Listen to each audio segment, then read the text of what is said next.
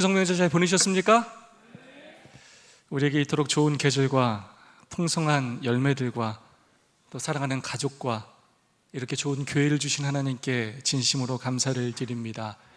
가족들과 또 성도들과 함께 하나님의 사랑을 깊이 경험하는 추석 한가위에 이 안식일이 되시기를 간절히 소망합니다. 명절과 함께하는 이 안식일, 성전을 찾으신 여러분 모두를 진심으로 환영합니다. 특별히 이명옥 사모님, 제가 지난 4월 말에 우리 충청합회장이신 우리 김삼배 목사님께로부터 소개받았는데 오늘 이렇게 또 처음으로 교회를 찾아주셨습니다. 가까운 마가의 다락방 교회에 출석하고 계시고요, 재림연수원에 가셨다가 이렇게 알게 되셨고 저희 재림교회를 오늘 이렇게 나오셨습니다. 진심으로 환영하고 감사를 드립니다. 그리고 우리 뒤에 노희정 청년 또 함께 예배를 드리게 돼서 진심으로 반갑고 환영합니다. 하나님 넘치는 은혜와 축복이 이 안식일 여러분 모두 함께 하시기를 다시 한번 간절히 소망합니다. 오늘도 사랑과 소망을 담아서 뜨겁게 인사하고 시작하도록 하겠습니다. 옆 사람 손잡고 서로 안아주시면서 하늘까지 함께 갑시다 라고 인사해 주시면 감사하겠습니다.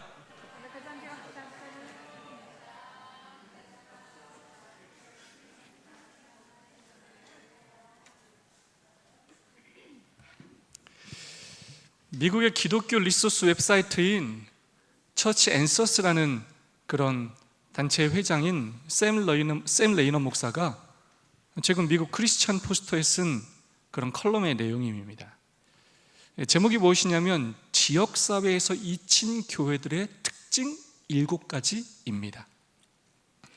생각할 것이 많은 기사인지라 이 시간 잠깐 소개하려고 합니다. 시간상 5가지만 소개하겠습니다. 지역사회에서 잊힌 교회들의 특징 첫 번째는 자기 우선적 사고 방식이라는 것입니다. 나를 우선시하는 사고 방식을 가진 사람들은 교회가 지역사회를 위해 봉사하는 수단이 아닌 자신들의 필요를 채우기 위해 존재한다고 믿기 때문에 결국 그 교회는 지역교회에서, 지역사회에서 잊혀지고 사라지게 된다는 것입니다. 두 번째, 성장에 대한 기대가 전혀 없다는 것입니다. 지역사회에서 쇠락한 교회들의 특징을 살펴보면 변화하기를 싫어한다는 것입니다. 과거의 모습 그대로 있기를 원하고 성장에 대한 기대가 아예 없다는 것입니다. 세 번째는 활기찬 기도의 부족입니다. 이 쇠락하는 교회들의 특징 가운데 하나가 바로 기도가 부족하다는 것입니다. 열정적인 이 기도야말로 교인들을 무관심에서 열정으로 또 지루함에서 참여로 나아가게 하는 것인데 기도를 거의 하지 않는다는 것입니다. 네 번째 특징이 무엇이냐? 지역사회에 대한 무관심입니다. 쇠락하는 교회의 지역사회에 대한 2가지 반응이 있는데 첫 번째는 무관심이고 두 번째는 적대감이라고 합니다. 지역사회를 이해하거나 경청하지 않는 교회는 필연적으로 이웃을 배려하지 않거나 미워하게 된다는 것입니다. 그러다 결국 쇠락하게 된다는 것입니다.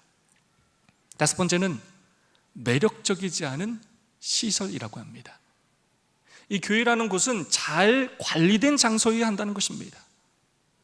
누가 황폐한 문 닫은 주유소처럼 보이는 곳을 방문하겠는가라고 질문하고 있습니다.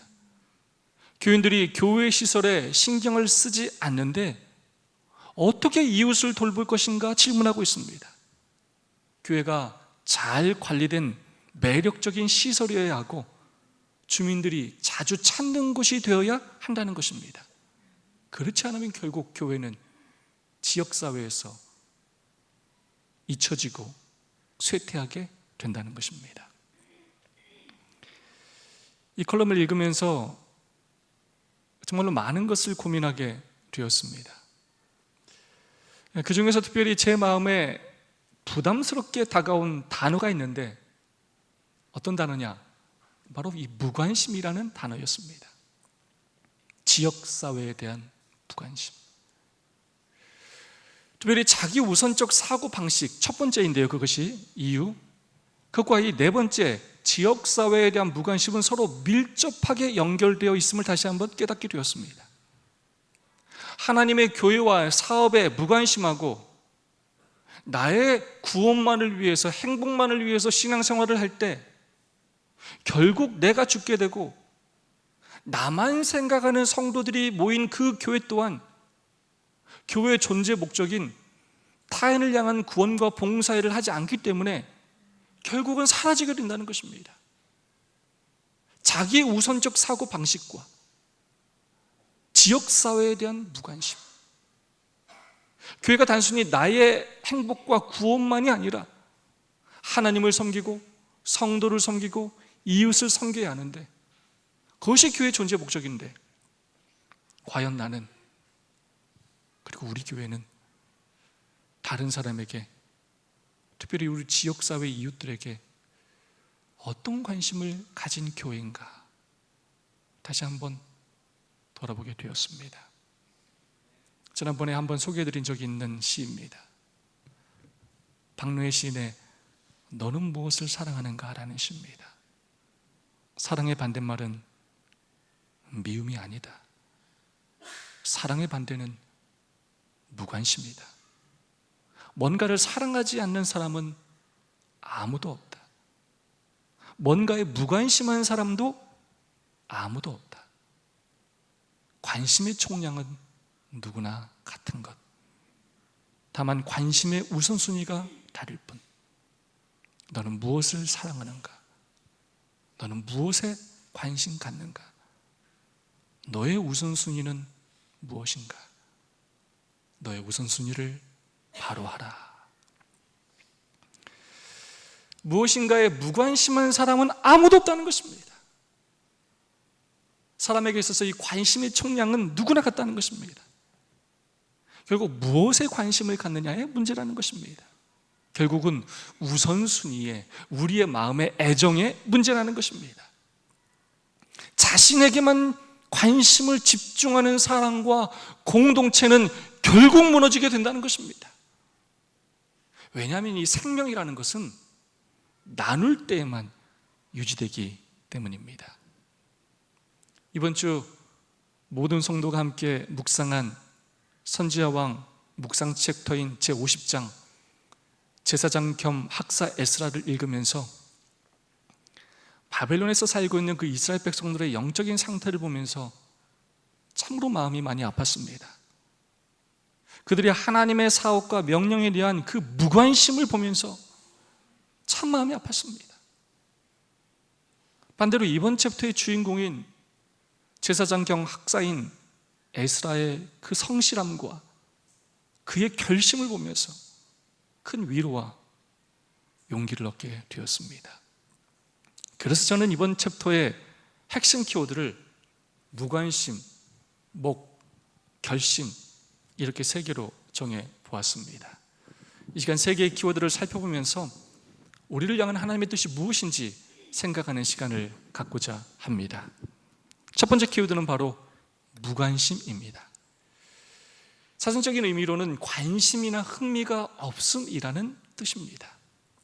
근데 여러분, 그냥 무관심이 아니라 이해할 수 없는 무관심입니다. 선지자 왕 614페이지의 말씀입니다. 왕과 그의 방백들은 돌아가는 이를 위하여 길을 여는데 저희의 목 이상을 행하였다. 그들은 풍부한 재물을 준비하였으나 돌아가야 할 사람들은 어디에 있었는가? 레위 자손들은 저희 동포와 함께 가기로 결정하므로 그들에게 가마를 끼쳐 저희 모본을 따르게 했어야 할 그때에 그들은 실패했다. 그들의 이해할 수 없는 무관심은 당신의 백성에 대한 하나님의 목적에 대하여 바벨론에 있는 이스라엘 사람들이 나타낸 서글픈 사실이었다. 돌아가야 할 사람들은 어디에 있는가? 그들의 이해할 수 없는 무관심은 당신의 백성에 대한 하나님의 목적에 대하여 바벨론에 있는 이스라엘 사람들이 나타낸 서글픈 사실이었다. 이 레위 자손들의 이 무관심은 도저히 이해할 수 없는 무관심이라는 것입니다. 앞장서서 백성들을 이끌고 고향에 돌아가는 길에 모본을 보였어야 할 그들이 전혀 그렇게 하지 않았다는 것입니다. 그들은 하나님과 선지자의 호소를 전혀 나와 상관없는 일처럼 여겼다는 것입니다. 그래서 그러한 사실이 너무나 서글펐다는 것입니다. 하나님께서 그들에게 어떻게 하셨는데, 이스라엘이, 그리고 특별히 레위 자손이 어떻게 이렇게 행동할 수가 있단 말입니까? 다시 한번 역사적인 배경을 살펴보겠습니다. 제1차 바벨론 포로 귀환이 고레스 원년에 있었습니다. 고향으로 돌아갈 수 있는 놀라운 기회가 주어졌지만, 하나님의 놀라운 그 언약의 성취가 있었지만, 많은 사람들이 바벨론에 이미 정착했기 때문에 돌아가는 길에 대한 어려움과 그곳에서의 성전 건축과 자신들의 집을 짓는 그 어려움 때문에, 그리고 자신들의 그 재산을 포기하는 것에 대한 그 아쉬움 때문에 돌아가기를 포기했고 바벨론에 남게 되었습니다. 그 당시 바벨론에 살았던 유대인들이 얼마나 있었는지를 정확히 알 수는 없지만, 어떤 학자들은 대략 200만 명 정도 있지 않았을까 추측하곤 합니다. 그런데 1차 포로 귀환 때 돌아간 사람은 고작 5만 명 정도에 불과했습니다. 돌아가기를 포기하고 고향에 가기를 포기하면서 바벨론에서 안주하였던 그런 그들을 하나님은 포기하지 않으시고, 지난주에 배웠던 것처럼 에스더 사건을 통해서 이곳이 안전하지 않다는 것을 알려주셨고, 하나님은 다시 한번 이스라엘 백성들로 하여금 고향으로 돌아갈 것을 호소하셨습니다. 그리고 그 후에 아닥사스다 7년에 제3차 조서가 내려지고 다시 한번 고향에 돌아갈 기회가 생겼습니다. 이 포로 귀환은 제2차이지만 다리오 왕 때 2차 조서가 내려졌기 때문에 아닥사스다 7년은 3차 조서입니다. 그 배경에 대하여 선지자 왕은 이렇게 말하고 있습니다. 그는 주전 457년에 예루살렘의 복구를 위하여 세 번째요 마지막 조서를 내린 왕이었다. 그의 통치 기간에 이스라엘 인솔로 유대인의 한 무리가 귀환했고, 느헤미야와 그 동료들에 의해 예루살렘 성벽이 완성되었으며, 성전 봉사를 재조직하고 에스라와 느헤미야에 의하여 대종교 개혁이 시작되었다. 하나님은 이방 왕인 아닥사스다 왕을 준비하시고 그의 마음을 움직이시고 결정케 하심으로 세 번째 조서를 내렸고, 이때 준비된 하나님의 사람 에스라와 느헤미야를 통하여 종교개혁을 시작하셨다는 것입니다. 611페이지 말씀입니다. 이와 같이 하나님의 선한 손에 도우심을 입어 에스라는 왕을 권고하여 예루살렘으로 올라갈 뜻이 있는 메뎁바사 영토 안에 있는 모든 이스라엘 백성과 제사장들과 레위 사람들이 돌아가기 위한 많은 준비를 하게 하였다. 이리하여 흩어졌던 유대 자손들은 다시 그 이스라엘 집에 대한 언약과 관계되어 있는 소유의 땅으로 돌아갈 기회를 얻었다. 언약의 땅으로 돌아갈 수 있는 새로운 기회를 하나님께서 주셨습니다. 포기하지 않으시는 하나님의 호소요, 하나님의 넘치는 은혜였습니다. 612페이지의 말씀입니다. 아닥사스다에 의해 반포된 이 조서에는 하나님의 섭리가 나타나 있었다. 어떤 이들은 이것을 분별하고 매우 좋은 환경 아래서 기쁨으로 돌아가는 특권을 가졌다. 이때는 수룹바벨 성전이 완성된 후였습니다. 1차 때 귀환했던 그 사람들보다 더 좋은 환경에서 예루살렘으로 돌아갈 수 있었습니다. 먼저 돌아간 사람들보다 훨씬 안정된 환경에서 살 수 있었습니다. 그런데 이게 웬일입니까? 고향으로 돌아갈 사람들은 아와로 흐르는 강가로 모이라고 그렇게 호소를 하고 공지를 하고 명령을 하고 3일을 장막에 거하며 기다렸는데 모이는 사람이 너무도 적었습니다. 보통 적은 것이 아니라 정말 너무도 적었습니다. 선지자왕 612페이지는 이렇게 표현하고 있습니다. 에스라는 다수가 예루살렘으로 돌아가리라고 기대하였으나 부름에 응한 수는 실망할 만큼 적었다. 집과 토지를 얻은 많은 사람들은 이 재산을 희생할 마음이 없었다. 그들은 안위를 사랑하여 남아있는 것을 아주 만족히 여겼다. 그들의 행위는 그들이 아니었더라면 믿음으로 전진하는 사람들과 운명을 같이 하기로 선택했을 다른 사람들에게 방해가 되었다. 모인 무리를 조사하였을 때에 에스라는 레위 자손은 하나도 발견할 수 없는 데 놀랐다. 성전의 신성한 봉사를 위하여 구별하여 두었던 지파 사람들은 어디에 있는가? 하나님의 호소에 응답한 사람의 수는 실망할 만큼 적었습니다. 실망스러운 숫자였어요. 바벨론에서 얻은 집과 토지 같은 그 재산을 포기할 마음이 없었습니다. 그들은 지금의 삶에 만족했습니다. 언약 백성으로 사는 것에 대하여, 제사장 나라로 사는 것에 대하여 관심이 없었습니다. 하나님의 호소와 명령에 무관심했습니다. 특별히 레위 자손은 한 명도 발견할 수 없는 것에 놀랐다는 것입니다. 단 한 명도 오지 않았어요. 수룹바벨 성전이 재건되어 봉헌되었기 때문에 그 성전에서 봉사하기 위해서는 더 많은 제사장들이 필요했습니다. 제사장들과 레위 자손들이 앞장서서 귀환에 관심을 가져야 했습니다. 그런데 놀랍게도 레위 자손들은 이해할 수 없는 무관심을 나타내었습니다. 자신들이 필요하다는 걸 뻔히 알면서도 전혀 꿈쩍도 하지 않았습니다. 더 가슴 아픈 사실은 바로 이것입니다. 포로 기간과 그 후에 그들에게는 많은 특권이 허락되었었다. 그들은 유랑 중에 저희 동포의 영적 필요를 공급하기 위하여 최대의 자유를 누렸다. 그러나 포로 기간이 끝난 후 세월이 흐름에 따라 형편은 변했고 이스라엘의 지도자들에게는 새로운 많은 책임이 지워졌다. 그들은 레위 자손이라는 이유로 포로 기간과 그 후에도 다른 사람에 비해 큰 특권을 누려왔습니다. 동포의 영적 필요를 공급하는 일 때문에 그들은 포로로 있으면서도 최대한의 자유를 누렸습니다. 그럼 그들에게 이제 새로운 책임이 지워지게 된 것입니다. 그런데 지금까지 그 특권과 자유를 누렸던 그들이 책임에는 관심이 없었습니다. 축복은 받고 특권은 누렸지만 의무와 책임에는 관심이 없었다는 것입니다. 내가 누려야 할 특권과 책임에만 과할 정도의 관심을 가졌고 내가 감당해야 할 의무와 책임에는 이해할 수 없는 무관심을 나타내었다는 것입니다. 너무나 마음이 아팠던 에스라가 명철한 사람들을 택해서 다시 한번 간절한 호소와 초청을 했을 때 머뭇거리고 있던 사람들 중에 약 40명의 제사장과 성전의 노예로 봉사했던 느드님 사람 220명이 돌아왔습니다. 그래서 결국 2차 기환 때에 200만 명 가까운 사람 중에 성인 1754명과 여자와 어린이 해서 약 5천 명, 그 사람들이 예루살렘으로 돌아가게 되었습니다. 이해할 수 없는 무관심,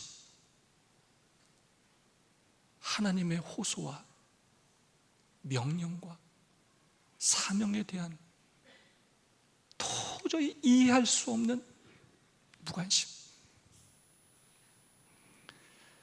여러분, 이것이 그 시대 그들만의 문제입니까? 아닙니다. 오늘날 이 시대 우리의 문제이기도 합니다. 제가 좀 솔직한 얘기를 하자면, 제가 목사로서 우리 교회의 사명과 성도들의 영적 성장을 위해서, 또 친교와 봉사를 위해서 교회의 어떤 프로그램들을 계획하고 준비할 때마다 가장 고민되는 문제가 무엇인지 아십니까? 바로 과연 누가 관심을 갖고 참여할까입니다. 그래서 솔직히 두려울 때가 있어요. 야, 이거 해도 될까? 야, 이거 누가 관심을 갖고 참여할까? 그냥 가만히 있다 가야 되는 거 아닌가? 누가 앞장서서 헌신할까? 괜히 한다고 했다가 사람들이 없어서 실망만 하는 건 아닐까? 반대를 당해서 속만 상하는 건 아닐까? 고민되고 두려울 때가 있습니다. 리모델링 특별헌금을 할 때도 그랬고, 각종 캠프를 운영할 때도 그랬고, 새벽 기도회를 할 때도, 천도회를 할 때도 마찬가지입니다. 관심을 갖고 자원하여 헌신하는 성도들도 있지만 나하고는 전혀 상관이 없는 것처럼 이해할 수 없는 무관심을 나타내 보이는 성도들을 볼 때는 서글픈 마음이 들 때도 있었습니다. 하나님의 호소와 명령에 관심을 갖고 참여할 사람은 누구입니까? 이 마지막 시대 저 하늘 예루살렘에 관심을 갖고 이 땅에서 영원히 사는 것이 아니라 저 하늘로 돌아가는 일에 관심을 갖고 하나님의 사업에 적극적으로 헌신할 사람이 필요합니다. 하나님의 호소에 믿음으로 반응할 사람이 필요합니다. 여러분 먹고 살고 여러분 즐기는 일에만 관심을 갖는 것이 아니라 교회 사업에 관심을 갖고 교회의 필요가 무엇인지를 살피고 앞장서서 모분을 보이며 헌신하는 사람이 필요합니다. 여러분의 교회입니다. 여러분이 감당해야 할 여러분의 사역입니다. 여러분이 이 마지막 시대 그 한 사람이 되어주시기를 간절히 소망합니다. 우리가 그동안 얼마나 많은 은혜와 축복을 받고 살아왔습니까? 그에 비해 얼마나 우리의 의무와 책임을 소홀히 했습니까? 그러면서도 얼마나 그것을 잊은 채 살아왔습니까?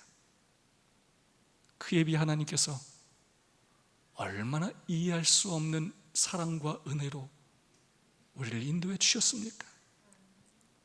우리가 받은 축복과 은혜만큼 우리의 의무와 책임을 기쁨으로 감당하시는 저와 여러분이 되시기를 진심으로 간절히 기원합니다. 두 번째 키워드는 바로 목이라는 단어입니다. 몫은 여럿으로 나누어 가지는 각 부분이라는 뜻입니다. 614페이지의 말씀을 다시 한번 읽어보도록 하겠습니다. 왕과 그의 방백들은 돌아가는 일을 위하여 길을 여는데 저희의 목 이상을 행하였다. 그들은 풍부한 재물을 준비하였으나 돌아가야 할 사람들은 어디에 있었는가? 레위 자손들은 저희 동포와 함께 가기로 결정하므로 그들에게 가마를 끼쳐 저희 모본을 따르게 했어야 할 그때에 그들은 실패했다. 그들의 이해할 수 없는 무관심은 당신의 백성에 대한 하나님의 목적에 대하여 바벨론에 있는 이스라엘 사람들이 나타낸 서글픈 사실이었다. 두 대상을 비교하고 있습니다. 바로 아닥사스다 왕과 그의 방백, 그리고 레위 자손들. 아닥사스다 왕과 그의 방백들은 그들의 목 이상을 행하였는데 그에 비해 레위 자손들은 전혀 그렇게 하지 않았다는 것입니다. 아닥사스다 왕은 하나님께서 그에게 맡겨주신 것 이상의 자기의 몫을 하였습니다. 선지자왕 607페이지의 말씀입니다. 오랜 통치 기간을 통하여 그는 때때로 하나님의 백성에게 은총을 나타냈었고 그의 신임하고 아주 사랑하는 유대인 친구 에스라와 느헤미야를 특별한 사업을 위하여 하나님이 임명하신 사람들로 인정하였다. 아닥사스다 왕은 포로로 잡혀와 있는 하나님의 백성들에게 때때로 은총을 베풀었습니다. 특별히 에스라와 느헤미야를 하나님의 사업을 위해 준비된 사람으로 인정하였고 그들을 너무나 사랑했습니다. 그리고 그들에게 그 일을 할 수 있는 지위와 권세를 부여하였습니다. 그뿐만이 아니었습니다. 610페이지의 말씀입니다. 왕은 그 모사들과 함께 예루살렘에 거하신 이스라엘 하나님께 아낌없이 드렸고 그 위에 있는 왕의 내탄고에서 지불하라고 명령함으로 많은 무거운 비용을 대처할 준비를 하였다. 백성들은 관심도 없는데, 이스라엘 백성들은 관심도 없는데 왕과 그 모사들이, 이방인들이 하나님께 예물을 아낌없이 드렸을 뿐만 아니라 왕의 내탕고에서까지 필요한 자금을 쓸 수 있도록 허락했다는 것입니다. 611페이지의 말씀입니다.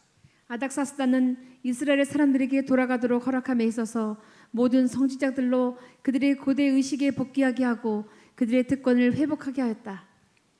그리고 그 성전에서 일할 모든 제사장과 레위 자손들을 예루살렘으로 복귀하게 하여 그들의 특권을 회복하게 하는 명령을 내렸다는 것입니다. 정말로 아닥사스다 왕은 하나님의 사업을 위해서 이방인의 왕으로 그가 할 수 있는 모든 일을 다 했습니다. 아니, 자기 목 이상의 일을 하였습니다. 여러분, 그런 사람이 있다는 것이 얼마나 감사합니까? 근데 오히려 누가 무관심했다고요? 그 일에 앞장서서 재물을 헌신하고 앞장서서 돌아가도록 호소하고 모본을 보였어야 할 레위 자손들이 무관심했다는 것입니다. 그들은 풍부한 재물을 준비하였으나 돌아가야 할 그 사람들은 어디에 있었는가? 왕은 풍부한 재물을 헌신하고 준비하였으나 정작 돌아가야 할 이스라엘과 레위 지파 사람들은 어디에 있었는가? 이 얼마나 어이가 없는 일입니까? 이 얼마나 창피한 일입니까? 이방인들은 헌신하는데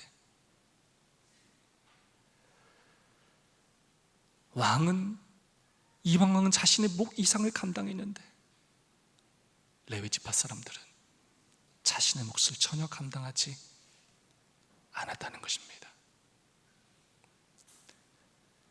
이런 신문 기사를 봤습니다. 54년간 연락 없던 친모, 아들 죽자 나타나 사망보험금 다 갚겠다. 내용은 이렇습니다. 55년 전에 2살 아들을 버리고 떠났던 80대 친모가 아들이 바다에서 사고로 죽었다는 소식을 듣고 찾아와서 사망보험을 지급받기 위해 소송을 걸었다는 그런 내용이었습니다. 이 사망보험금이 2억 3천만 원 정도라고 합니다. 그리고 여전히 소송이 진행 중에 있습니다. 아니 어떻게 이럴 수 있을까라는 마음이 여러분 들지 않습니까? 정말로 아들에게 어머니가 필요했을 때는 아무런 관심도 없다가 아들이 어렸을 때, 아들이 결혼할 때, 아들이 애를 낳았을 때 정말로 어머니의 손길과 사랑이 필요했을 때 그때는 아무런 관심도 갖지 않다가 이해할 수 없는 무관심을 보이다가 그 아들이 죽으니까 장례식장에도 나타나지도 않고 돈을 받기 위해서 나타난다고요? 자신의 의무와 책임은 전혀 감당하지 않으면서 자신의 목만 이렇게 얘기하는 이런 사람을 어머니라고 할 수 있습니까? 정말 염치가 없지 않습니까? 하나님은 우리 모두에게 우리의 몫을 맡기셨습니다. 나의 삶의 자리가 있고 내가 감당해야 할 나의 몫이 분명히 있습니다. 달란트의 비유에 나오듯이 1달란트, 2달란트, 5달란트 이렇게 받은 양은 달라도 각자가 받은 몫이 분명히 있다는 것입니다. 그리고 하나님은 우리에게 맡겨주신 그 몫을 우리가 어떻게 사용했느냐로 반드시 우리를 심판하신다는 것입니다. 여러분이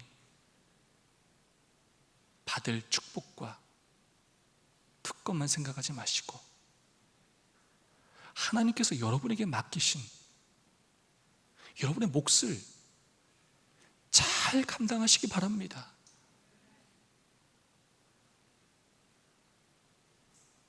그 몫을 감당하지 않으면서 너무 당당해하지 마시기 바랍니다. 교회에서의 직분과 직책, 이것도 하나님께서 여러분에게 맡겨주신 몫입니다. 우리 성실하게 감당하시기 바랍니다. 저 사람 때문에 안 해요. 기분 나빠서 안 해요.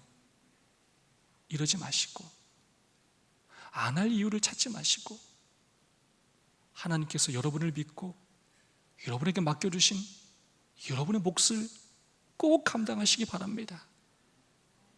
하나님께서 여러분에게 주신 재물, 하나님께서 여러분에게 맡기신 몫입니다. 하나님께 드리는 일에 있어서 다른 사람과 비교하지 말고, 다른 사람의 기준에 맞추지 말고, 여러분 임의대로 하지 말고, 여러분의 수입에 맞게 여러분의 몫을 감당하시기 바랍니다. 가진 것은 다 다를 수 있지만 가진 만큼에서 우리의 몫을 분명히 감당해야 합니다. 34년간 포스코에서 일하다가 정년 퇴임한 윤석홍 시인이 쓴 밥값 했는가라는 시가 있습니다.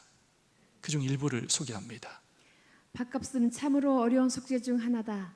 쌀 한 톨이 7근 나가는 무게라는데 지금 밥값 못하면 다음에 밥값 할 수 있을까? 밥값을 해야 한다. 반드시 밥값하고 살아야지. 스스로 다짐하고 되새기며 밥을 먹는다. 그래, 꼭 밥값은 하고 살아야지. 살아야지. 밥값을 해야 한다. 반드시 밥값하고 살아야지. 저도 다시 한번 저 스스로에게 다짐을 해봅니다. 하나님께서 얼마나 우리에게 많은 은혜와 축복을 베풀어 주셨습니까? 우리가 지금까지 살아있는 것, 우리가 이렇게 건강한 모습으로 교회에 참여하고 즐기고 먹고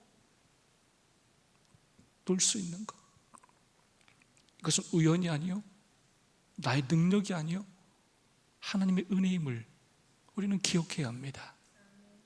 그 은혜에 보답하기 위해 우리도 하나님께 밥값을 하고 살아야 하지 않겠습니까? 꼭 밥값을 하고 사는 저와 여러분이 되시기를 간절히 소망합니다. 세 번째 키워드는 결심입니다.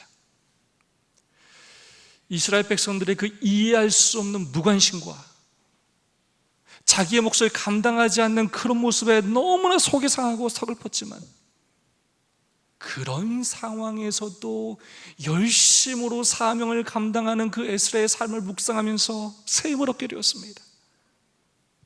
그렇게 하나님의 명령에 무관심했던 백성들을 데리고, 꿈쩍도 안 하는 백성들을 데리고, 그렇게 어려운 상황 속에서 어떻게 에스라는 제2차 포로 귀환을 할 수 있었는가? 어떻게 영적인 각성과 부흥이 일어날 수 있었는가? 바로 에스라의 결심 때문이었습니다. 에스라 7장 10절 다 함께 한번 읽어보겠습니다. 에스라가 시작. 에스라가 여호와의 율법을 연구하여 준행하며 율례와 규례를 이스라엘에게 가르치기로 결심하였었더라. 에스라는 결심했습니다. 어떤 결심이냐? 더 부자가 되겠다는 결심이 아닙니다. 더 잘 먹고 잘 살아야 되겠다는 결심이 아닙니다.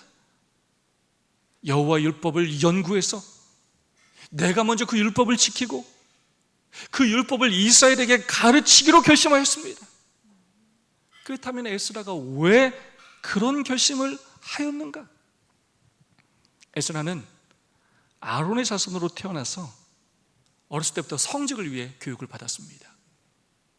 말씀을 깊이 연구하면서 그는 큰 감동을 받게 되었고, 끊임없이 자신의 부족함을 느끼게 되었고, 그러면서 하나님의 도구로 쓰임받고자 하는 결심을, 갈망을 갖게 되었습니다. 그러면서 그는 이스라엘의 역사를 연구하였습니다. 이스라엘 그 역사를 연구해 보니까 이스라엘 백성들이 말씀에 대하여 불순종하였기 때문에 지금 이렇게 바벨론 포로로 끌려오게 되었다는 것을 깨닫게 되었습니다. 경제를 하지 못해 망한 것이 아니고, 교육을 잘못 시켜 망한 것이 아니고, 말씀을 연구하지 않으므로, 말씀을 잊어버림으로 나라가 망한 것을 깨닫게 되었습니다. 그래서 에스라는 결심하였습니다. 선지자왕 608페이지 말씀입니다. 에스라는 새롭고 철저한 회개를 경험하였고 성사의 기록에 정통하여 이 지식을 그의 백성에게 축복과 빛을 가져다 주는 데 사용하고자 결심하였다. 내가 먼저 말씀의 사람이 되고 내가 하나님의 말씀을 백성들에게 잘 가르쳐서 이 나라와 이 민족을 다시 부흥시켜야 되겠다. 그는 결심하였습니다. 자신을 통해 이스라엘을 말씀의 사람, 말씀의 백성으로 다시 만들기로 결심하였습니다. 주변 사람들은 끔찍도 않고 반응도 하지 않았지만 그는 포기하지 않고 자신을 통하여 이스라엘 백성들에게 축복과 빛을 전해주기로 그는 결심하였습니다. 그런 그의 결심은 그를 더욱더 깊은 성경 연구자로 만들었고, 그리하여 그 말씀에 순종하는 그의 그런 삶은 주변 사람들에게 깊은 감화와 감동을 자연스럽게 끼치게 되었습니다. 선지자왕 609페이지 말씀입니다. 하나님께서 당신의 백성을 위하여 능하신 일을 하시리라는 에스라의 믿음이 그로 하여금 아닥사스다 왕에게 자신의 소망 곧 예루살렘으로 돌아가 하나님의 말씀을 연구하는 데 흥미를 일으키고 거룩한 도성을 복구하는 데 그의 동료들을 돕고 싶다는 소망을 고하게 하였다. 자신의 부귀영화를 위한 결심이 아니었습니다. 잘 먹고 잘 살고 오래 살고 즐기며 살겠다는 결심이 아니었습니다. 그의 무너진 나라를 바로 세우고 그의 동료들을 돕고 싶다는 그 고결한 결심에 아닥사스다 왕도 깊은 감동을 받았습니다. 그래서 에스라를 전적으로 돕게 되었습니다. 그래서 에스라는 2차 귀환의 지도자로 귀환자들을 데리고 예루살렘으로 돌아오게 되었습니다. 그리고 그의 결심대로 백성들에게 성경을 가르침으로 단순한 건물의 재건이 아니라 백성들의 마음에 하나님의 성전이 다시 세워지는 그 역사가 일어나게 되었습니다. 그리고 그의 세상을 바꾼 그 결심은 다른 사람들에게도 지속적으로 계속 전해지게 되었습니다. 609페이지의 말씀입니다. 그가 마음과 뜻을 하나님의 지배에 맡기는 것을 배웠을 때 그의 생애에도 참된 성화의 원칙들이 형성되어 후년에 그의 교훈을 갈망하는 청년들에게 뿐만 아니라 그와 더불어 교제하는 다른 모든 사람들에게 본받을 만한 감화력을 끼쳤다. 그의 그런 삶은 젊은 청년들 뿐만 아니라 그가 가는 곳, 그가 만나서 교제하는 모든 사람들에게 감동이 되었고, 나도 에스라처럼 살고 싶다라는 결심을 하게 만들었다는 것입니다. 말씀으로 사람들의 마음을 다시 뜨겁게 만든 것입니다. 이해할 수 없는 무관심이 가득했던 그 시대, 자신의 몫을 감당하지 않고도 그렇게도 당당했던 그 시대, 영적으로 캄캄했던 그 시대, 에스라의 결심은 세상을 바꾸는 결심이었습니다. 여러분, 가수 김수철 씨를 알고 계십니까? 아주 유명한 가수였죠? 그에 관한 이런 기사를 최근에 보았습니다. 전 재산 국악에 쏟아부어 나 같은 놈도 하나 있어야지. 1983년에 못다 핀 꽃 한 송이, 아주 유명한 노래죠. 이 노래로 가요 톱10에서 5주 연속 1위를 했고, 그 외 계속되는 여러 히트곡으로 당대 최고의 인기를 누리던 남자 가수 중 하나였습니다. 인기의 정점에 오른 그때 이 김수철 씨가 매진한 것은 다른 유행가 작곡이 아니라 우리 소리를, 국악을 현대화하는 국악 작업이었다고 합니다. 그는 어떤 결심을 했냐면 이 한 몸 바쳐서 우리나라의 국악을 대중화하고 현대화하겠다는 결심을 했습니다. 돈은 다른 가수로 버시고 나는 내버려 두십시오. 대신 내가 국악으로 잘 됐을 때 내가 의리를 지키겠습니다 라고 자신의 소속사에, 레코드 회사에 이렇게 통보했다고 합니다. 그렇게 자신의 돈으로 지원도 받지 못한 채 1987년에 내놓은 국악 1집은 당시 1억 원이면 굉장히 큰 돈인데 그 빚만 남기고 대중에게 외면당했다고 합니다. 그러나 그의 그 결심은 끊이지 않았습니다. 계속 뛰었습니다. 40여 년간 25장이 넘는 국악 앨범을 내면서 그때마다 많은 손해를 보면서 국악의 현대화에 자신의 전 재산과 인생을 바쳤습니다. 그러면서 그는 이렇게 말합니다. 돈만 많다고 선진국이 되는 게 아니라 이런 문화 콘텐츠가 있어야 하는데 기업은 돈이 안 된다는 이유로 외면하죠. 가진 돈을 다 여기에 쏟아붓는 미친 사람이 나밖에 없어요. 그래도 나 같은 놈도 하나 있어야지 않겠습니까?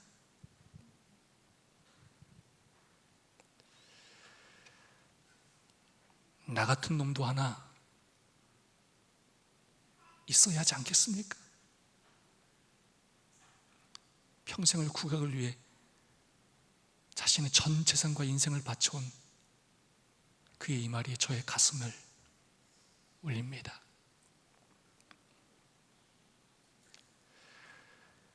이해할 수 없는 무관심으로 가득한 이 시대, 남은 자손이라고도 하면서도 자신의 쾌락과 유익만을 위해 살아가는 이 시대, 하나님에게도 하나님의 무너진 교회와 백성을 살리기 위해 자신의 모든 것을 걸기로 결심하는 그런 사람이 있어야 하지 않겠습니까? 하나님의 사업에 이해할 수 없는 무관심으로 가득한 이 시대, 말씀을 잃어버린 이 시대, 하나님의 말씀에 모든 것을 거는, 말씀의 회복을 위해 자신의 모든 것을 걸고 몸부림치는 오늘날의 에스라가 있어야 하지 않겠습니까? 저와 여러분이 이 마지막 시대의 에스라가 되기를 간절히 소망합니다. 모든 역사는 하나님을 위해 살기로 결심하는 사람들로 인해 시작됩니다. 그리고 모든 역사는 하나님의 말씀에 사로잡혀 말씀으로 사는 사람에 의해 맞춰질 것입니다. 말씀이 없이 나의 삶도 가정도 교회도 절대로 변화될 수 없습니다. 내가 더 성경을 깊이 연구하는 말씀의 사람이 되기로 결심하시기 바랍니다. 그 말씀으로 나를 살리고 가족을 살리고 이웃을 살리기로 결심하시기 바랍니다. 여러분의 가진 달란트와 여러분의 가진 재물로 여러분 죽기 전까지 이 교회를 부흥시키기로 결심하시기 바랍니다. 세상을 바꾸는 그 결심이 오늘 여러분의 결심이 되기를 진심으로 간절히 바라면서 오늘 말씀을 마치겠습니다. 두 분씩